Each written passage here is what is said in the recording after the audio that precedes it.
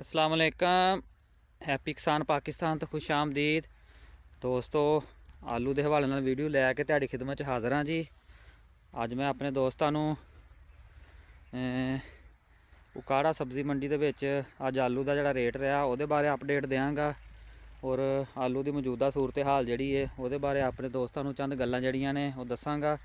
लो जी दोस्तों, अज 28 फरवरी है और रात होने वाली बारिश की वजह तो आलू के काम जोड़े ने रुक गए ने। तुसीं देख सकते हो जी, आलू जोड़े उस तरह ही खेत च पे आ, बारिश की वजह तो नहीं कढ़े जा सके। कल शाम तक उम्मीद है कि इस जमीन के ट्रैक्टर चल जाएगा और आलू जोड़े निकल जाएंगे।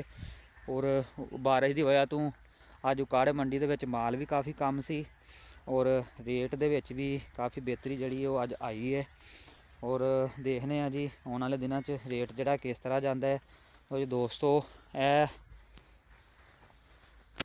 वैरायटी सी जी लारा, माशाल्लाह बहुत ही ज़बरदस्त फसल सी जी। और 145 बोरी की एवरेज जी है इन्होंने खेतों चो आई है जी। और बहुत ही ज़बरदस्त लारे की फसल सी और लारे की इस दफ़ा जी है पैदावार जी है वो बहुत ही ज़बरदस्त आ रही है। जोड़े भी दोस्तों का समोग तो बाद लारा लगा सी और उसकी पटाई हो रही है, बहुत ज़बरदस्त पैदावार जी है वो लारे की आ रही है। और जी बारिश की मजमूई सूरत हाल सी, अगर होर बारिश ना पवे तो कल शाम तक इंशाअल्लाह ताला जोड़े काम ने वो चल पैणगे। और दोस्तों 28 फरवरी 2025 मैं अपने दोस्तों नूं उकाड़ा सब्जी मंडी के जोड़े ताज़ा रेट ने वो उन्होंने खिदमत पेश करना। लो जी दोस्तों, बारिश की वजह तो अज आलू की आमद जी काफ़ी कम सी। अज तकरीबन 25,000 बोरी की आमद जी है उकाड़ा सब्जी मंडी के हुई है जी। और सफ़ेद माल हल्के की गल करिए 3700 रुपये तो लग के 4100 रुपया रेट सी।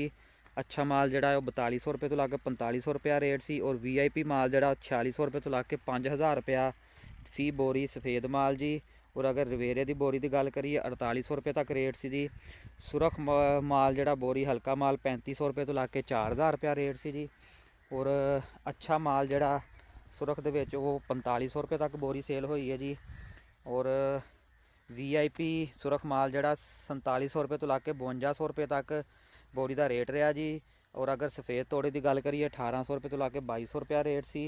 और सुरख तोड़ा जोड़ा 2000 रुपये तो लग के 2600 रुपया रेट सी जी। और गोली की बोरी जी सी उहदा रेट अज 2200 रुपया सी। और गोली का जोड़ा तोड़ा सी उहदा रेट अज 1200 रुपया सी जी। बारिश की वजह तो तकरीबन 500 रुपया अज फी बोरी मगर रेट के पिया है जी। और देखने जी ये कल नूं माल की कंडीशन रहिंदी है और की हालात रहिंदे जी। अगर ओवरऑल देखा जाए लोगों का पहला ढेरी लाने का रुझान सी, हुण स्टोरां दे विच भी काफ़ी 2 दिन तो काफ़ी रश पै चुकिया और काफ़ी ज़्यादा लोग जोड़े आ हुण माल नूं स्टोर करते पे आ। और देखने जी आने वाला सीज़न जोड़ा है वो आलू का वो किस तरफ जाता है जी। उम्मीद की जा रही है कि रेट जोड़े आ वो बेहतर ही रहणगे। जी दोस्तों, आलू के हवाले नाल अपडेट जी है अपने दोस्तों की खिदमत पेश की है जी। मैं रिक्वेस्ट कराँगा जोड़े दोस्तों ने हजे तक हैप्पी किसान पाकिस्तान सबसक्राइब नहीं किया वो हैप्पी किसान पाकिस्तान सबसक्राइब कर लो, बैल आइकन दबा लो ताकि मुख्तलिफ फसलों के हवाले नाल और मुख्तलिफ फसलों के रेटों के हवाले नाल वीडियोज़ जोड़ियां हैप्पी किसान पाकिस्तान से अपलोड होंदियां ने तुहानूं बर वक्त देखने को मिलदियां रहन। अल्लाह हाफिज़।